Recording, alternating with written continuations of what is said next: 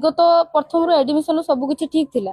Admission परे दिने घटना थिला, सार मते फेवर मागी कॉलेज कैंपस रे फील्ड सामने कहीं नथिले, फील्ड पाखरे मते जति फेवर मागी मुझे किसी कहनी सीधा पड़े आसती तार एमती है तो कौन कले सी कौन भाविले कौन ना मुझे जानी से सब विषय मत फेवर मागिला मुझे कहली मो मेंटल मोर प्रेसर थिला।